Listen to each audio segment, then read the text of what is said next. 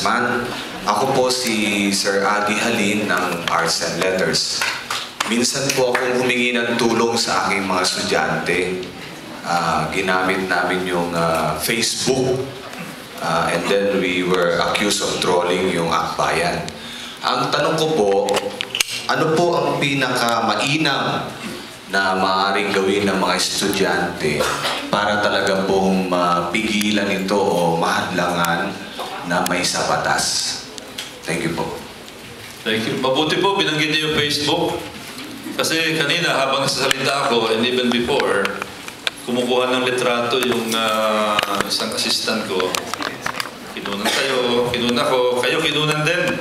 Pakidagdagan nyo nga yung picture ng, asan na yung, pakidagdagan yung picture nila. Kasi mamaya, pag uwi ko ng bahay, mga bandang midnight, ilalagay ko to sa Facebook ko.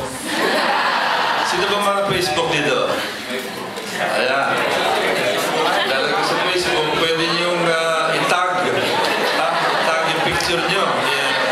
I-upload ko naman kagad dyan para pupunta sa Facebook account nyo yung mga pictures dito. At hindi lang yan. Yung speech ko, naka-video din. Mamaya, i-upload ko rin yan sa YouTube. I have uploaded personally about 2,000 videos of my speeches and all sorts of activities. So, paglagay sa YouTube, automatically pupunta rin sa Facebook yan. Kaya makikita nyo rin sa sarili nyo. Ano nga yung tanong ninyo? Okay, binibiro lang kita. Ang sagot dyan is we can do social networking. We can make this viral para malaman ng mundo yung mga points, no? Pwede na i-viral. Yung karamihan, in fact, practically all of the sweet-sounding provisions of RH are already existing. Unnecessary, redundant. Di ba? That I documented that. 9710, nasa 9710 na. Gusto nyo ng breastfeeding? It's there, 9710. Gusto nyo ng sex education? It's there. Gusto nyo ng maternal health? It's there. Kung kailangan ng maternal health, infant health, dagdagan natin yung budget ng Pabelle Hospital, yung mga health centers, not for condoms and not for contraceptives, but for more doctors, nurses, and midwives. Doon dapat ilagay ang pera ng bayan. Gusto natin yung lang. Kasi tingnan nyo, ang ginagawa nila, para tumaas ang ating per capita income, ginagawa nila, binababaan nila yung divisor. Babawasan nila. Pareho pa rin ang income sa taas, pero pag delete ang divisor, siyempre lalabas parang mas malaki ang per capita income. But actually, it's not something that will filter down. Mali yun eh. Ang kailangan natin is to improve our income. Not to reduce our divisor, but to increase our income. And how do you do that? By investing in the correct programs and correct projects. I was saying, you give me 3 billion pesos, instead of buying condoms and contraceptives to prevent the birth of 200,000 babies, I am going to use that 3 billion pesos to train 200,000 able-bodied and women who cannot find work right now because they don't have proper skills. I will put the 3 billion in TESDA, and in 1 year's time, practically all of the 200,000 are going to find work here and abroad and will generate a combined income of about 40 billion pesos. Yun ang tamang strategy. Doon dapat ilagay ang pera. And I think I need your help to explain that. I-viral natin, social networking, i-Facebook natin, i-Twitter natin. By the way, I also tweet, no? Mamaya, pag alis ko rito, habang umaga, i-tweet ko na. Sabi ko, naku, masaya yung mga kausap ko sa UST kanina.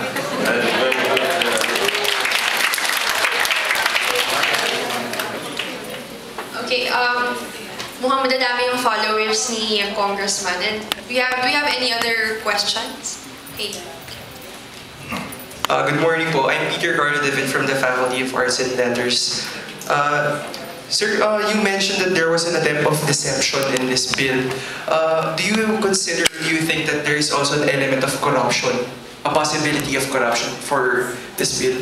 No, I would not want to make that accusation. But you know, whenever there's a purchase, there's a procurement. Kaya gigil na gigil sila na maglaan ng pondo rito para makabili ng contraceptives. I-centralize yung purchase. Can you imagine if this will become a law?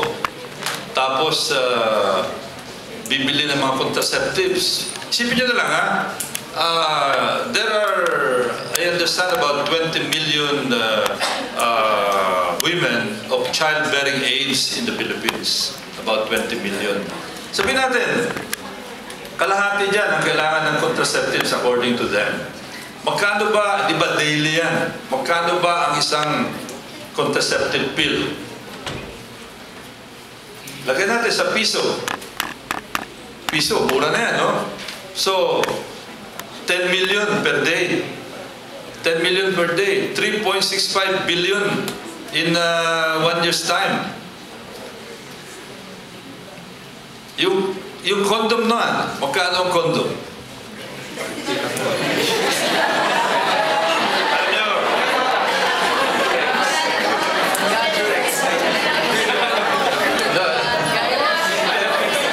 Kausap ko yung dating Secretary of Health. Secretary of Health, no? Nagkaroon kami ng debate rin sa television. Kasi gumawa ko ng computation. Sabi ko, okay, let's assume there are 10 million men na kailangan bigyan ng kondom para hindi sila masyadong maging reproductive, so to speak, no? And that is the only way na pwedeng pigilan sila. Magkano ang isang, bigyan mo sila ng once a week ng kondom. So 10 million condoms per week. There are 52 weeks. 52 weeks in 1 year. 52 times 10 million is 520 million condoms in 1 year. Magkano yan? Ang sagot ng dating Secretary Bell, sobra naman yan, once a week. Sabi ko, Mr. Secretary, saang planeta ka ba nanggaling? Hindi mo ba alam na ang isang able-bodied, healthy Filipino male will need at least once a week or whatever?